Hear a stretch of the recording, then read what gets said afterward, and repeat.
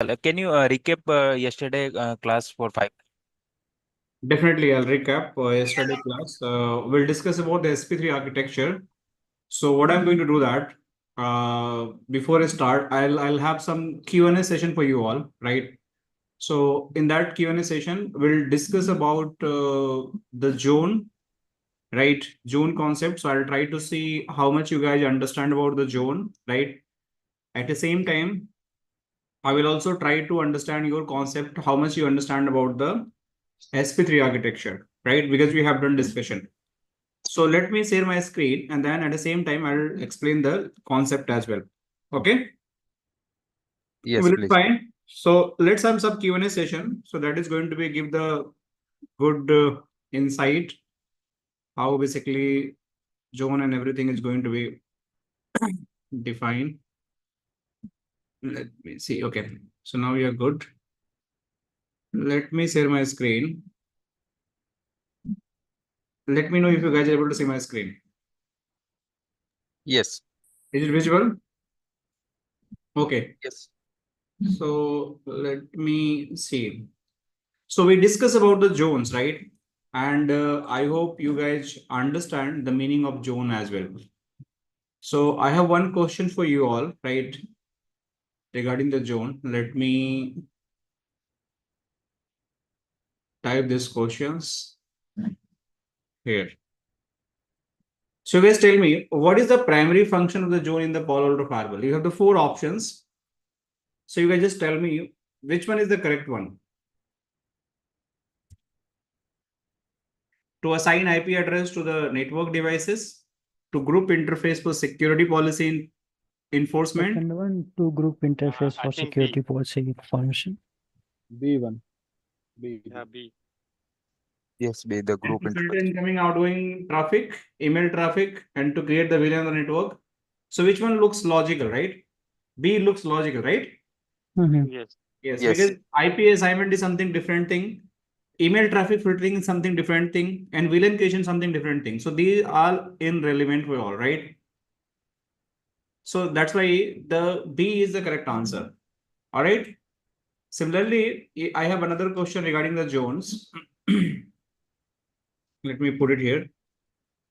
So you guys tell me which of the following statement is true about the Palo Alto zone?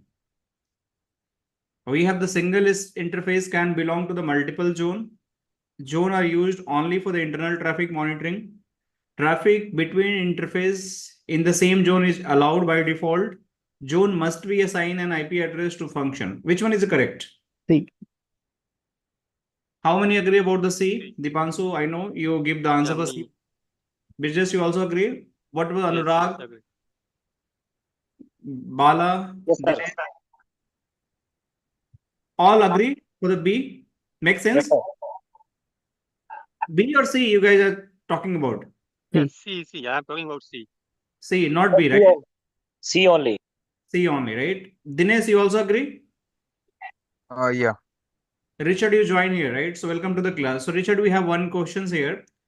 Which of the following statement is true about the Palo Alto zone, right? A single interface can be belong to multiple zones. Zones are used only for the internal traffic monitoring. Traffic between the interfaces in the same zone is allowed by default. Zone must be assigned an IP address to function. So these are the very important guys. The C is the correct answer. Thank you so much for guys. You are really brilliant guys, right? I found in my batch because you are able to understand each and everything very quickly. So these kind of the questions are going to come in exam as well. So you should know about that, how it is going to happen. So C is the correct answer. By default, if I have the traffic between the zones, right, and they are going to belong in the same zone, it is going to be allowed. How it is going to allow, I'll show you in the next lab, which I'm going to cover today. Okay. So I believe we are good here. Let me put another like some. Okay, so it's a tricky questions. Let me put it here and let me see how you guys are going to deal with these tricky questions. So now you guys tell me what type of zone should be configured to manage the originates from outside network. Means something is coming from the outside network. So what type of zone basically we are going to be configured? Which type of zone is going to be required? Which type of zone is going to be required? Is external zone, External, untrusted zone? external, for me, external and untrusted. I'm confused with C and D. Yeah, so definitely that's why I told it's a very tricky question, right? So technically, if something is coming from the outside, okay, something is coming from the outside, it always going to consider as either external or untrusted. So external could be anything, right? Right? Could be anything. Or untrusted, that means you are not going to trust that network. So both are closely right answer.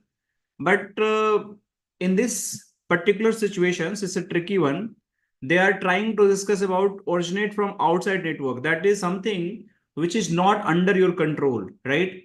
So the network which are under your control might be third party network. You're doing something, your ISP network, you're doing something.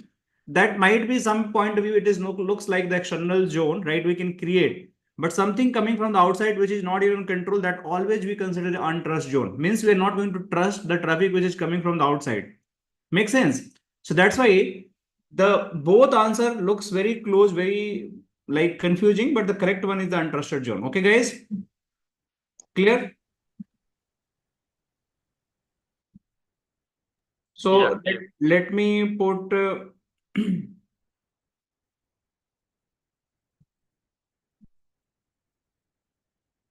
so just an example, like it's again for the your understanding. Generally, why you use a DMG zone? That's the main questions. So we talk about the DMG zone also. So we have the question: which type of traffic would typically be associated with a DMG zone in the Palo Alto configuration firewall? It's a trusted internal network traffic, guest wireless traffic, traffic between server and external users, management traffic from the firewall administration. So it's more about we use the DMG zone. So why you use the DMG zone? Which type traffic basically we are going to associate to make the connectivity?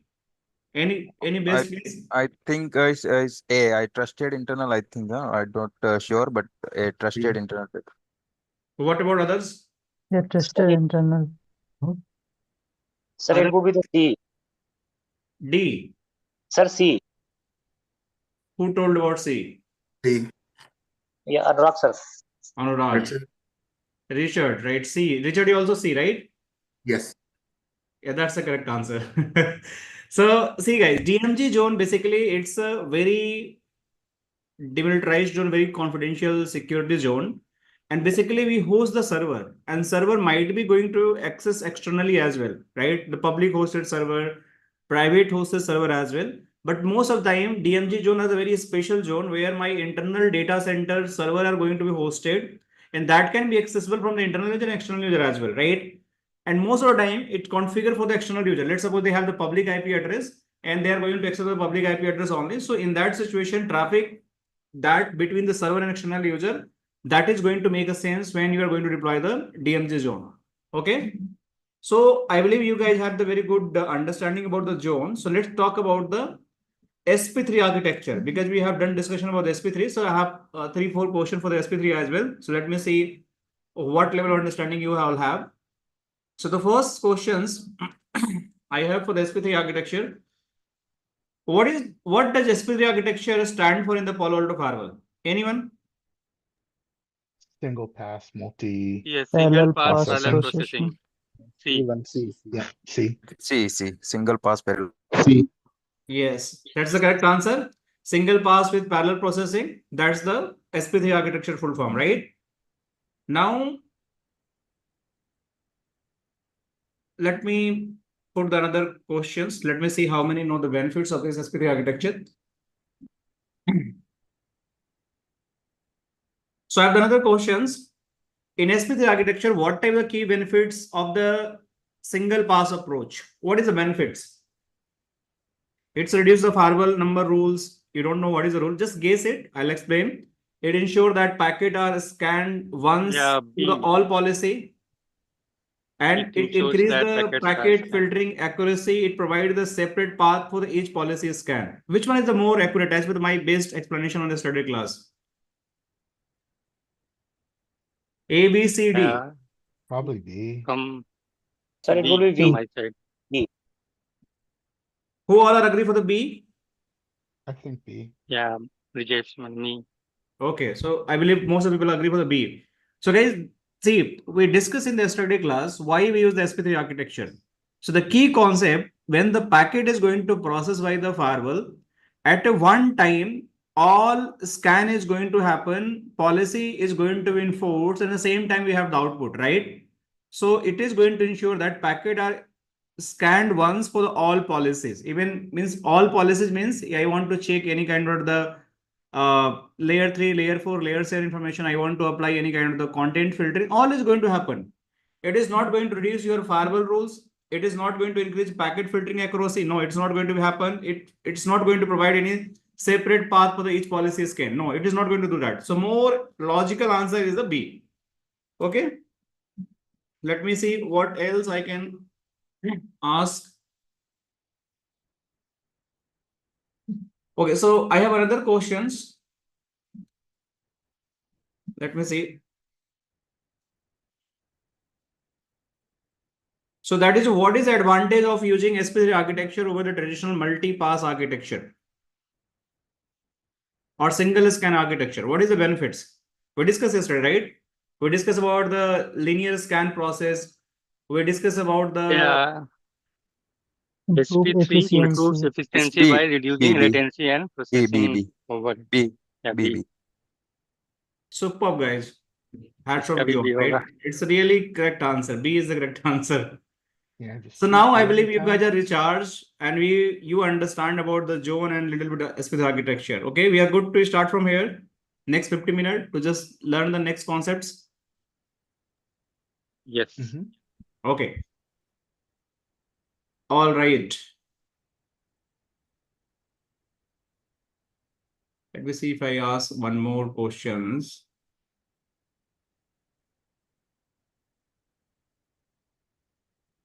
Let me, this is the last questions. Let me see if you guys are able to guess that. This is the last question from the SP3 architecture. Let me see. Sorry.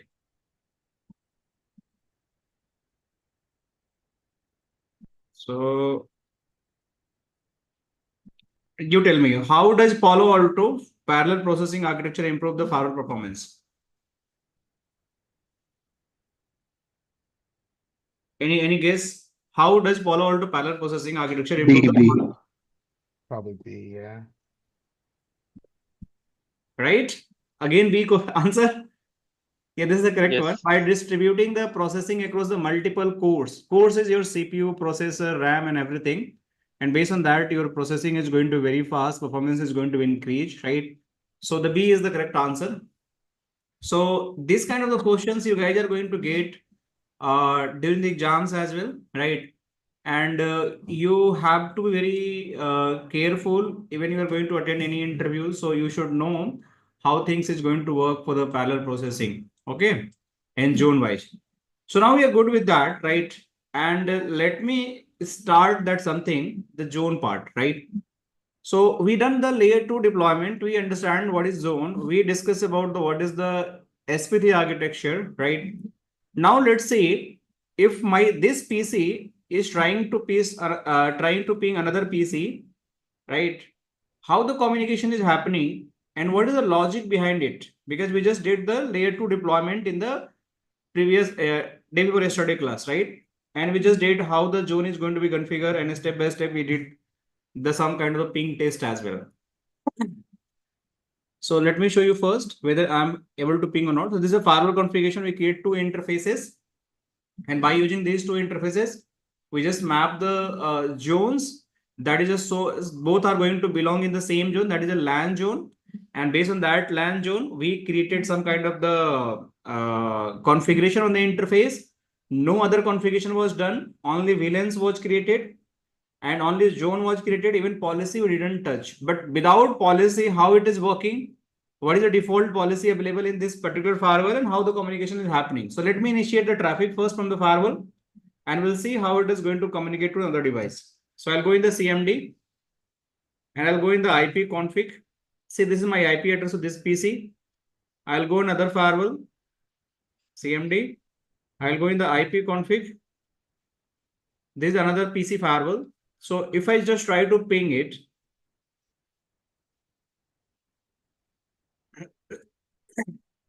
so you can see this PC is able to ping this PC. So we have the communication from the firewall. How we can confirm this communication exactly happening from the firewall? So there is a way we can check it. We just have to go on the firewall, and in the firewall we have the monitor tab. Okay. If we're going the monitor tab, we have the another tab here. Let me come on. Sit down. Okay. So we have the another tab here. You can see here the session browser. You can go in the monitor. We have the session browser. So once you go in the session browser, you see here some live traffic is going through the firewall. This is a live traffic. And in this traffic, you can see this is the source IP address. This is the destination IP address. And there is even security policy also hitting in this particular. See the security rule, but we never created any security rule. And this is my source IP address. And this is my destination IP address. And this is my zone. You can see the first flow, you can see that is a client to site. The C2S is the client to site. We have the again second flow, that is a reverse packet I'm getting from site to client, means server to client, not site, client to server, server to client. Sorry, apologize for that site word. And again, it is originating from that LAN zone and going through the source, that is 10.10.11 and the destination 10.10.10. So my packet right now processing via the firewall from this PC to this PC. If you go another PC, if you try to originate the packet again, means the reverse, that is also possible. Let me show you. So now I'm originating packet from 11 to 10, and this traffic also you are going to see it is available here in the logs. So now you can see now we have the log, another log. In this log, my source has been changed. That is my source is 10.10.11. My destination is 10.10.10. And we have the first flow. We have the client to site. We have the LAN zone, the source IP address, destination IP address. We have the second flow. We have the server to client, right? And we have the source IP address and destination IP address, both we have, right? And most important thing you guys see here, we have the security rule matching also here. And why this security rule is matching? Even we not created. So as I mentioned that in the zone definition, if I want to create any kind of the communication, means I want to make any kind of the communication between two different zone, that is not going to be allowed. Clear? Everyone agree with this statement? I mentioned that. Let's suppose I have two zone and they want to talk.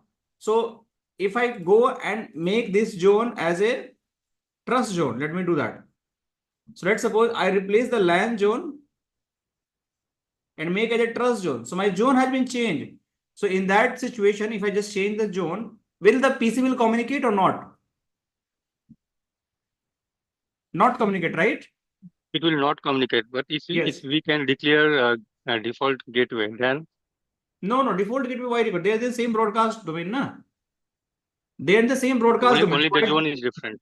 Okay. Zone is different, but network is same. Gateway concept always come for the routing point of view, right? If you want to go from one network to another network, then gateway come in a picture to do the routing. But we are talking about the same zone, means same LAN network. So there is no gateway. They are in the same broadcast domain. But firewall is going to stop the packet based on their internal architecture of the zone definition. Clear, Rajesh? Yes, got it. So in this situation, if I change the zone, it is not going to work. But right now I have the same zone, that is the LAN zone, and this is allowed. So I mentioned one thing, whenever you're going to configure any zone, by default, right? By default, all traffic allowed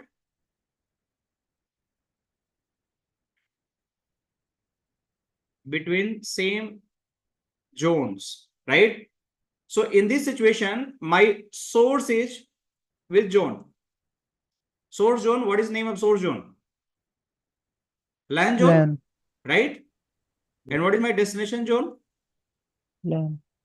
LAN. So in this case, the communication is allowed without any policy. Make sense? Clear to all? Clear Yes. to all? So if I go in the firewall and I check the policy, right? So you are going to find there are two policy. One is the intra-zone policy, one is the inter-zone policy. So if you talk about the intra-zone policy, so intra-zone policy is policy, and one is your inter-zone policy. So intra-zone policy is something, it will allow communication between same zone, right? This is your intra-zone. This is the policy 1. The inter-zone policy, it will block all traffic between different zone. This is the policy 2. Clear? So why the communication is happening in this way? Because when you're going to purchase any of the firewall, Palo Alto Firewall, these two policy will be always there. And because this policy is going to be always there, these policy have some predefined configuration. If you see here, let me show you. The intra-zone, that is your traffic is going to be always allowed. Means intra-zone means I am in the same family, same zone, then my traffic is going to be allowed by default.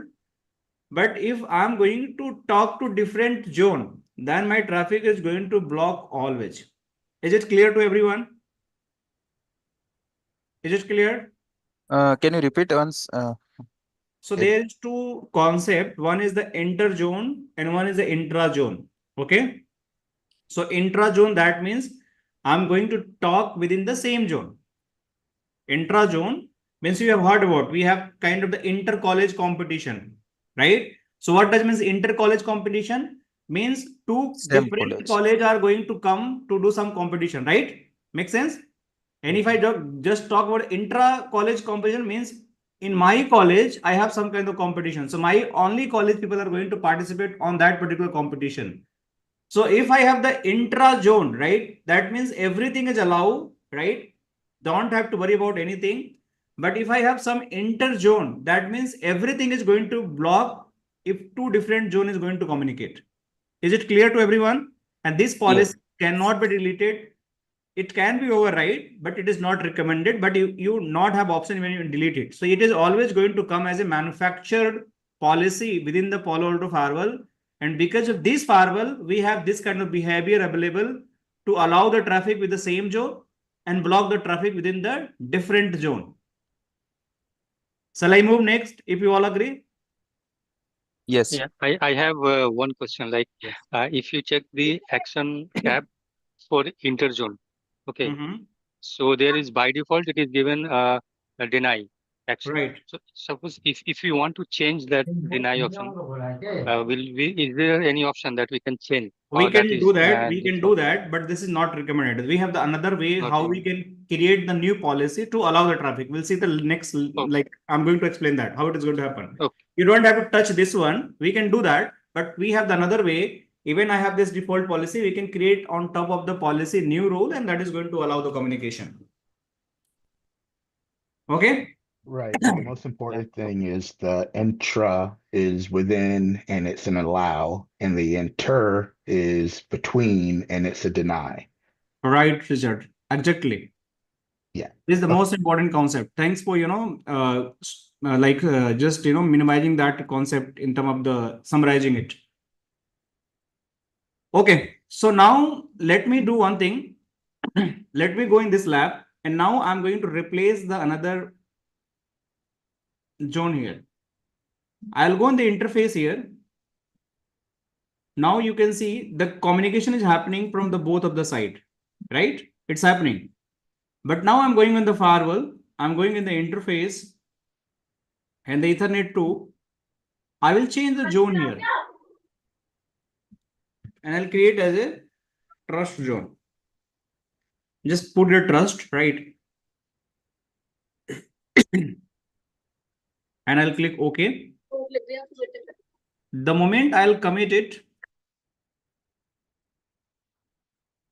let me see. You always have to do the commit.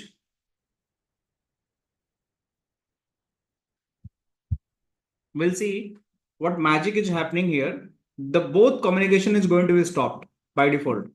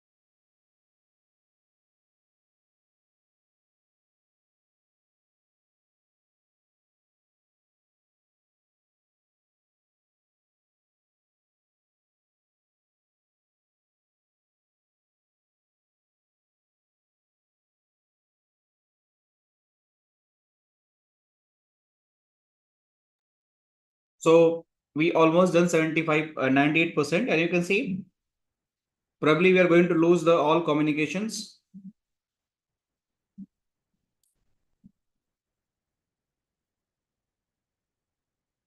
And we see the communication has been stopped from both of the side. Why it has been stopped now?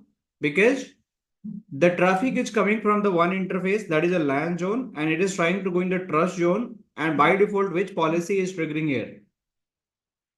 First or second? Second. Second. And this second policy is saying that you deny the any inter-zone communication. So how I can allow that?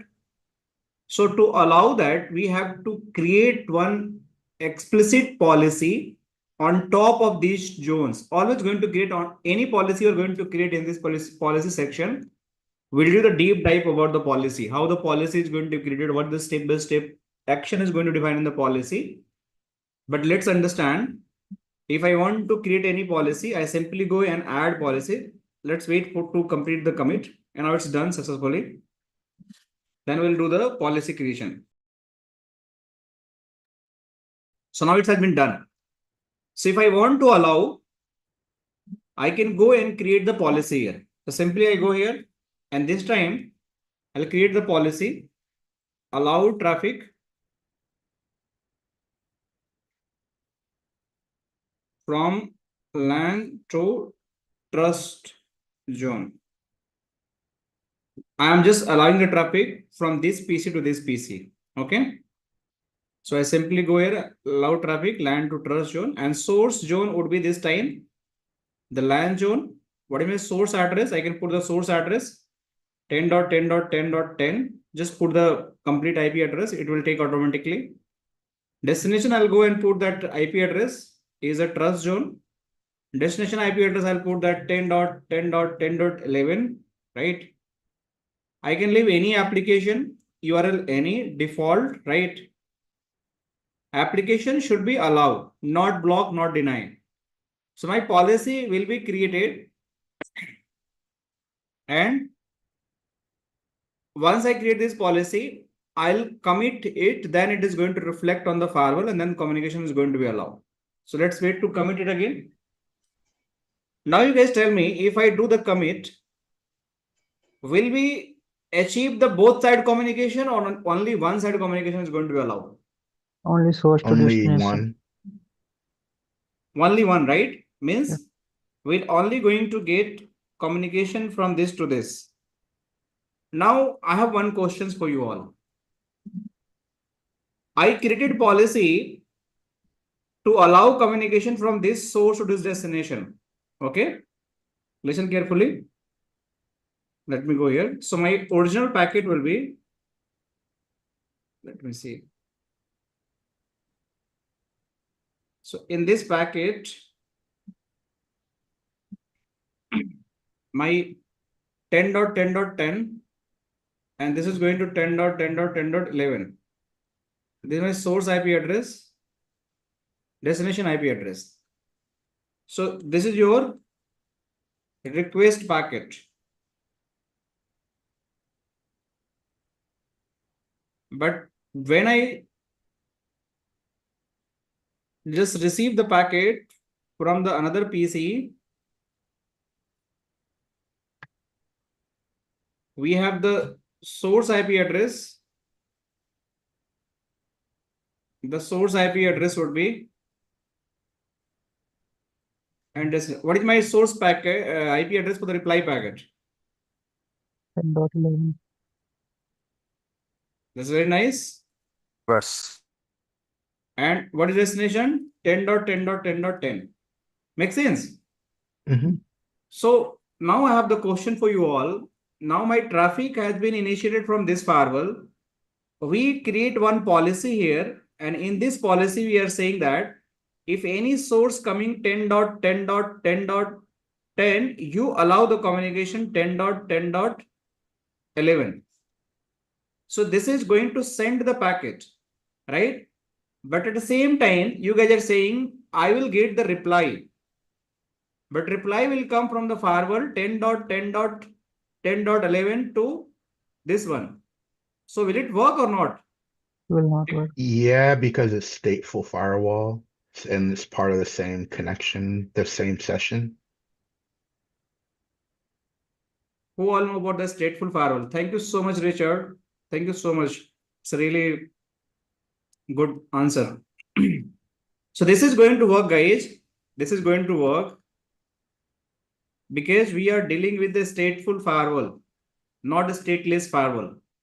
So if you understand the architecture of the stateful and the stateless, I'll explain. Let me recap that. First, let's see whether I'm able to ping or not. So see, this PC is able to ping to this PC. See, I'm getting a reply. And if I go, see, my commit has been done. And if I just go here, and if I go in the monitor tab, you can see in the session sections, I have this packet, this source, exactly same. Let me just maximize it. And this is my source, this is my destination, and my traffic is ping. So even I'm sending the packet from 10.10.10 and it is going to 10.10.11, and I'm getting a reply without any policy from 10.10.11 to 10.10.10. So my request is going for the ping and reply is also coming for the ping without any problem, without any reverse policy due to the stateful behavior. But now I have the questions. If this stateful behavior is here and this is working to get the reply packet from my destination, so why not this PC is able to ping to source? Why not this PC is able to ping the source? Because this time we have the same source and destinations. Means this is my source and destination, and we have the policy and we have the state connections as well. So why not it is able to ping? Port, I guess. We have not created the policy for this destination. We have to enable the ports. Yeah, actually, as per my understanding, initially when it came, it was recorded in the table, okay, source and destination. But from the second PC, if you when you are trying to send to the first PC, at that time the destination is not recorded. That is why. Very nice, very nice. Any other answer? That's a good. Any other answers? Very close. We Sir, need to actually, allow this traffic. One by one. Yes, Dipanshu, what are you saying? It will? We need to allow this traffic from 11 Definitely to we 10. need to allow, but what is the logic? I explained, right? The same packet flow I explained that. If my packet is coming from this source or this destination, the request is going, we are not creating reply policy here, but still this source is able to ping to this destination, it is able to reply that. But now if I'm initiating the packet, request packet from this to this, it is not working. Although we have the connection with the same source and destination, right? Who is the brilliant boy in the class or engineer in the class who can just think about out of the box? sir, actually, if we start to the source is 10.10.10.11, initiate. Can you repeat again? What is the execution? I'm repeating. Just let complete the Anurag first. Anurag, just go ahead. So if we initiate the packet from this PC, so this this packet will be considered as a very new packet, and this packet will first go to the fast path, and it will find whether the session is stabilized or not. If the packet did not find the previous session between the source and destination, so it will go to the slow path and check the policy and stabilize the session. Very nice. Very close and accurate answer. Means, let me summarize that, guys. So Anurag is very close, right? And his answer is very accurate because he attended might be the previous sessions as well, right? But let me explain what is going to be happen in the stateful firewall. So whenever we talk about the stateful firewall, so any connections you are going to initiate from source to destination, the first thing they will check the policy. Policy first thing, they will check the fast path, I have the session or not. If there is no session, they will go in the slow path, right? And they will create the session and they will install in the fast path, right? I'll show you how it is going to happen step by step. So you just think about, in any stateful firewall, once the packet is going to be initiated, my session is going to be created based on the source IP and destination IP address. And if on behalf of this session, if I'm getting any reply on my request, then firewall is going to allow me. If I am requesting something and I have the bridge with you, you are only liable to reply me with my communication. Means whatever I'm question going to ask, you are going to only eligible to reply my question's answer. Then I'm going to listen and the mediator device is going to allow that. But if you are going to try to initiate a new packet, then again they have to go and check the policy. They have to check the fast path, slow path, and create the session. This is the logic and behavior of the stateful firewall. Means any packet is going to be originated from source to destination. The session is going to be created, and based on that session, destination will always reply that. But when destination want to talk to you, then it is not going to possible, because he is explicitly going to talk to you, and now it is required the new phrase policy based on your source and destination, and here we don't have. That's why it is not talking. So if bidirectional, sorry to interrupt, Vishal. So bidirectional policy is not there, right? Yes, bidirectional policy is not there. So let me just log into the firewall. So what is the firewall? 9, right? And let me show you the state first. So SSH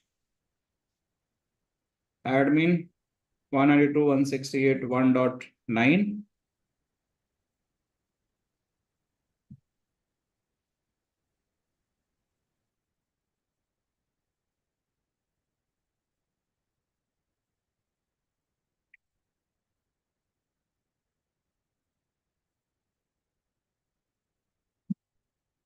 So if I just run the command in the CLI of the firewall, I want to check the session. We see the sessions as well in the GUI, but let me show in the CLI as well how the session is going to look like.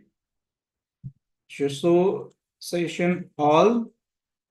See, so my session has been created between this source and this destination. And also it is associated with a reverse session as well. So if packet is going to come from this source to this destination, is going to be entertained based on this session, whatever the ICMP session we have, and based on that the communication is going to happen. But if this is my going to be source, then it is going to be here top, the first IP, and destination will be 10, the second IP address. In that situation, we don't have any policy, don't have any session. So that's why this is not able to communicate. So we have to do the reverse policy here. And once we get the reverse policy, I can able to do the communication. So I want to create the reverse policy, so I can add policy from here as well. Or if you want to just clone this policy, so clone is available, clone option is available, means you can just replicate the policy by changing some value. So I'm just going to create a new one. Later we'll see how the clone is going to be happen. So this time I'm going to make the policy allow traffic from trust to. And are we going to talk about the rule type later? Yes, we have the definitely we have the separate chapter for this Richard, right? We'll do the detailed discussion about the security policy configuration and policy administration. So I'll explain each and everything. What is the rule type? Yep. And even we'll discuss about the tags, descriptions. We'll discuss about like what all options we have, source user, device user. So we'll have the detailed discussion on it. We're just discussing about the layer 2 communication right now. Okay. So now I just done this. I'll put the source here. This time is a trust, right? Destination, source address would be this time 10.10.11. And I'll just discuss about LAN zone this time. And my destination address will be 10 trust. We'll discuss what is the application, why any, what is dependent on. We'll discuss about this also, why default and why any inverter services. And we have a lot of things to discuss here as well. So we'll discuss later stage how it is going to happen. But let's understand the basic how intrazone and interzone is going to block the traffic and how even by define the basic rules the communication is going to happen. So once I commit this, after commit, my new session is going to be created, and based on the sessions, we have the also reverse traffic available. So just wait for that, complete commit, and then we'll check that what is going to be happen.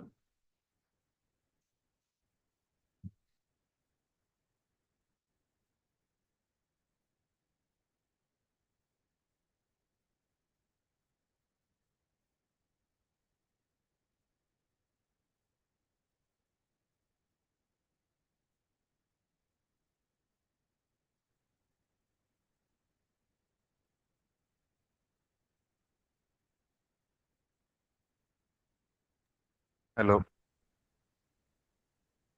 Hi. Yes, Dinesh. Yes, I have one question. Means I if I changes any GUI dashboard, create any policy and then commit I in console, is work or not? Yes, definitely work. I Work, can. na? Okay. Yeah, Okay. definitely. I'll do the next step commit from here. Okay, I'll do the changes Okay. policy, Sure. and I can commit from here also. You can check here Okay. also. Sure. Sure. So jobs all. It will show it is committed in progress. See here, pending 98%. You can see now. Yeah. Yeah. Yeah. So here also you'll see 98%. Okay. Thank you. Yeah, welcome. So probably see you start doing the communication now, right? Makes sense. So we have the bidirectional communication, and now if I go and check that sources and all, you can see we have the reverse traffic as well. So this is how you can do the like intrazone and interzone policy enforcement. By default it is going to there. If you want to allow the communication between the two zone, even the same network, we are just talking about the plain two network, not the routing, not the gateway. Next lab is routing and gateway. So still we require the policy. If the zone is going to defend, even I'm in the same network, I will unable to talk. By default, if it is the switch, just think in this topology, if this is the switch and I have two PC in the same network, we don't have luxury to do such kind of the blocking. They are by default going to talk this, right? Because they're in the same network. So they are going to belong to the same broadcast domain. So we don't have much control on it. They will definitely talk by default to each other. But this becomes the zero trust architecture where by default I'm in the same network. It is not going to allow because the zone has been changed for different interfaces. So you have to explicitly allow that communication to make this happen. All good for the layer 2 lab. Shall we move for the interval and routing? Or still have anyone any questions? All Okay, good. so let me stop this lab. Okay, I have something new for you all. So we have the again layer 2 kind of a deployment, but this time we have some next level of concept. Now I have the situation where I have the firewall, and based on the firewall, I have to do two VLAN communication, means the VLAN 10 and 20. Then is it possible I can do that? And if I can do that, how it is possible? So let me log in quickly to the firewall first. So I'll go here and I'll just put the 23. This is the firewall IP address.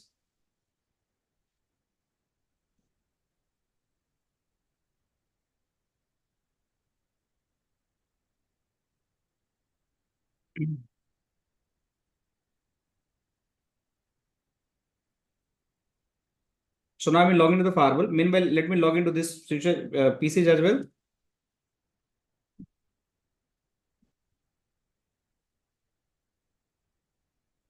Let me log into this as well.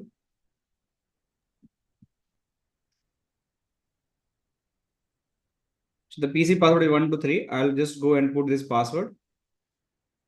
This PC password is 123. We'll put that password as well. And we'll assign the IP address. Let me log into the switch as well. And here I'll go that I'll create the VLAN 10 and 20 and I'll assign these two ports as access port because this PC is going to VLAN 10 and VLAN 20. So let me go in the switch and create the VLAN 20, and I'll also create the VLAN 10, right? By doing that, I have created two VLAN database. Now I'll assign the Ethernet 0 by 1 in a VLAN 10 and 0 by 2 in the VLAN 20. So I'll go in the interface, Ethernet 0 by 1, switch port mode access, switch port access VLAN 10. I'll go in another port, 02, switch port mode access, and this time VLAN 20. So now if you see that, show VLAN brief. I hope this much information you guys have in terms of layer 2 routing, means layer 2 VLAN configuration.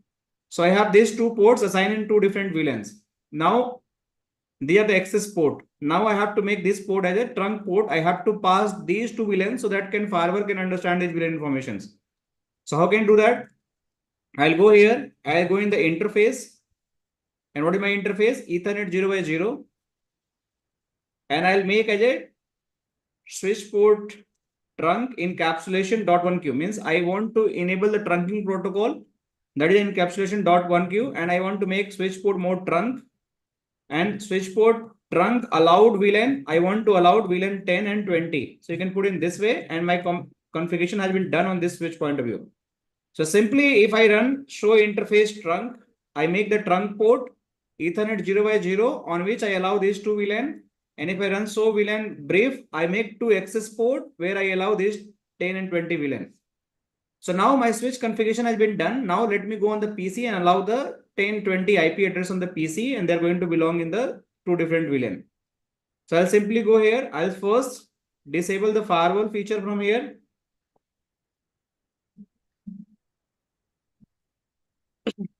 So I will go here. I'll off these features.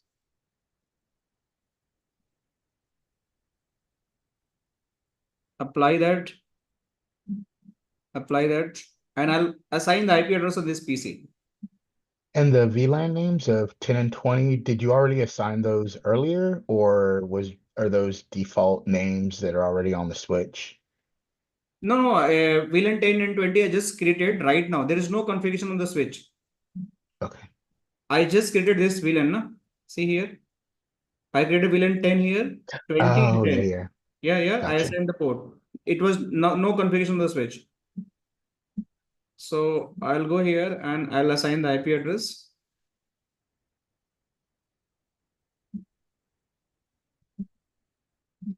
This time I'll assign the 10.10.10. The subnet mask. This time, because we have to make the two different network communication via the firewall. So this time we have required the gateway as well. So I'll configure the gateway on the firewall. So I will put 10.10 as a gateway. So the gateway address is going to be 10.10.10.1. Right? I'll click OK. So my configuration of this firewall has been done. If I go here, CMD, and I'll check IP config. See, my configuration has been done. Let me go on the PC 4. Let me close it. Open it, new session. Yeah. So I'll simply go again here and disable the firewall.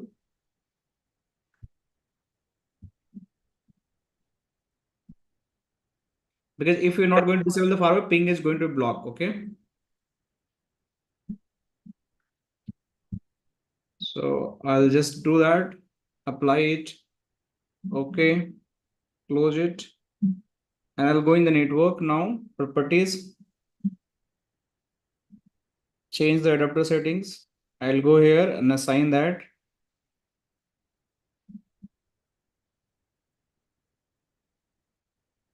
Twenty dot 255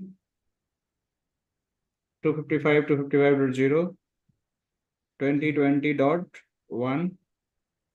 Okay, close, right? So if you go in the CMD, you are going to find the configuration is there for the IP configuration. Now I have the configuration, but the packet is going to process from this switch to the firewall and then it is going to come back here. So by default, they are not able to communicate right now because we don't have done any configuration on the firewall. So how the firewall configuration is going to done? Because the single interface is going to come in between. So by using that single interface, we have to understand the concept of the sub interface. So how the sub interface is going to be created, and based on that sub interface creation, how my interval routing is going to be happen. So I'll go on the firewall. Remind me later. I'll go in the network. First thing, because we have to define the IP address. So I have to make this interface as a layer 3 interface. So first I'll go on the interface, that is 1 by 1. And I'll just click it here and make as a layer 3 interface. This is the first thing we have to do that. But if I just make layer 3 address, I'm not going to define any zone and any IP address on it because we have to get sub interfaces. So once I did that, see my sub interface has been enabled. If I click on this interface, there is sub interface disabled because it's not layer 3 interface, it's tap mode by default interface. So I'll go here and create the sub interface, and this time I'll use the tagging that is for VLAN 10. So I'll use any number here that is for the VLAN any number, but the tag should be 10. Tag should be your actual VLAN tag. That is 12, you can see 124094. So I'll use a tag here, and the same number I'm going to use for the sub interface number as well. And the virtual router, definitely it is going to default. We'll discuss what is the virtual router, but for time being, you understand it's a default virtual router. Zone I'm going to use because the VLAN 10 is going to belong in the VLAN 10 zone. So I'm going to use as a VLAN 10 zone. VLAN 10. And IP is going to be happen here. 1/24. One more thing, guys, by default, management interface is only eligible to allow the ICMP. Any other interface we are going to configure, the ICMP or any other services is going to block. So for that, we have to enable the management profile. I'll explain tomorrow, but I'm just going to apply one of the management profile where I'm going to allow some services, especially for the ping test. If I want to do HTTPS, I want to do SSH, I want to do from this interface, means the sub interface, then I'm just allowing this management interface. I'll explain in detail tomorrow. Okay. So I'll just go and apply this. And this has been, let me see, IP, this has been done. It is giving some warning. I'll discuss what is the warning. Now I have the another interface that is a 20. The tag is going to happen for the 20. And this is going to be default security zone. Definitely this time it is a VLAN 20. Okay. The IP is 20.20.20.1/24. Right. Advanced, I'll go here and I'll define that management. I'll discuss what is the management profile, why it is very important. I'll apply it. Simply I create it. Jad, please mute yourself. So now the gateway has been created. Now, will they communicate or still not communicate? We require policy, right, guys? From 10 to 20 and 20 to 20. Without policy, they will not communicate. All agree? Yes. Yeah, right? Yes. So we have to get two policy as well. One is the source to destination 10 means zone 10 to 20 and 20 to zone 10. So allow policy from VLAN 10 to VLAN 20. Copy. Source, I'm going to use the zone as a VLAN 10. Source address, I'll use the entire subnet 10.0/24. Destination, I'm going to use as a VLAN 20 and 20.20.20.0/24. application, anything I'm going to use allow. Everything is allowed, right? So this has been created. Now I have to create the reverse policy as well. So this time, sorry. So this inter-VLAN communication is happening due to the policy, right? Even VLAN we created, no? Right. VLAN also But created, right? to take that place, we are creating policy, right? Yes. Okay. VLAN 10. Source would be, this time I'll use the VLAN 20. This is 20.20.20.0/24. Right? And destination would be, I'll go 10 and 10.10.0/24. Application any, service category any. Okay. So this has been done. We created both policy. The routing is not required here. I'll discuss more about routing tomorrow because we have to discuss about the virtual router. Okay, we discuss about the virtual router DHCP. So I'll discuss why routing is not required. Most of you already know because they are a directly connected network. So by default, this firewall having the both routing information. So once the packet is going to reach the gateway, it will automatically going to switch that communication. That's why routing is not going to required here. So let me commit it. And after commit, what is going to happen when I initiate the packet? First, it will hit to the gateway. It will check the routing. So my packet will come from 10.10.10.10 and it will go 20.20.20.20. So first it will hit to gateway. What is the gateway? 10.10.1. And then it will check the routing. What is routing for the 20.20.20.20? So do you have routing or not in this particular firewall? We have the routing, right? No. Because it's a At the directly moment, connected no. Balu? You say Yeah, something? at the moment, we don't have any routing in place, but it's a directly connected network. So that's why. Yes. So directly connected, it will going to take in place routing as a connected route. Right. So routing is in place. So my packet will hit to the gateway. From this PC, the packet will hit to the gateway. After hitting the gateway, it will check the destination address and it will find, yes, destination network is connected on a sub interface and it will route the packet to this device. When the reply will come, again, it will head to the gateway and it will check again routing for a 10. It will directly connect it and again reply back to this PC. So we have the forward and reverse routing available via the connected route. Let me show you how it is going to look like routing. So see, now it's a commit has been done. Let me first test the ping, whether ping is working or not. So if I go in the PC 1 and I'll try to ping first gateway. Let me see gateway is reachable or not. So see my gateway is reachable. So if my gateway is reachable, I can try to ping another network. So 20.20.20.1, that is also reachable. That is a 20 gateway, 20.20.20 is the PC IP address.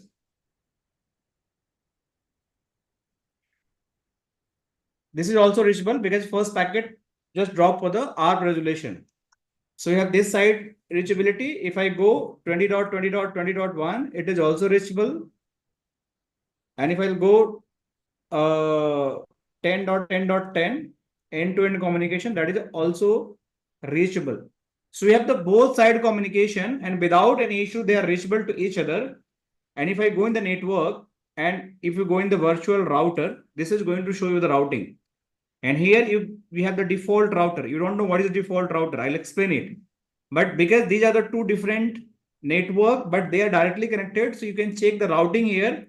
And in routing table, you can going to find that these two network is showing here as a directly connected network. So there is no issue with the routing. These are the directly connected. You can see the A is the active route. C is the connected route, right? So the routing table have the route for 10 and 20. By referring this routing table, the packet has been switched from gateway to a different destination. And once reverse is going to come, it will switch from the 20 to 10. So this is how it is going to be happen in the routing point of view. And if you just check about the policy, we just created the source to destination policy from VLAN 10 to 20, VLAN 20 to 10. And if you just check for the interface point of view, we created two sub interface where we tag the VLAN ID, that is the VLAN 10 and we assign the IP address. We assign some management interface. What is the management interface? I'll explain tomorrow. And why it is very important, I'll explain tomorrow. And at the same time, we done for 20 as well. And this is how my communication is happening. So everyone understand this whole concept? Yeah, so far good. Any questions quickly? 1-2 minutes, we can all take the questions. Then we can wrap up the session for today. Or all good for today? We can start fresh by tomorrow as a Q&A. Yeah, correct. All right, guys. So let's close it here. Tomorrow is going to be again very interesting session. Don't miss. Join on time. Try to join 5 minutes before. Okay, 3-4 minutes before. We can have some good discussion, healthy discussion in beginning of the class. We'll try to understand how management interface is going to be crucial, how virtual router is going to handle the routing, and also we try to integrate DHCP server, third-party DHCP server with our topology, and also we try to make our firewall as a DHCP server. So these DHCP and the virtual routing information we'll try to cover. If both is going to cover well and good, not then we'll cover in the next class. Okay. So for time being, thank you so much.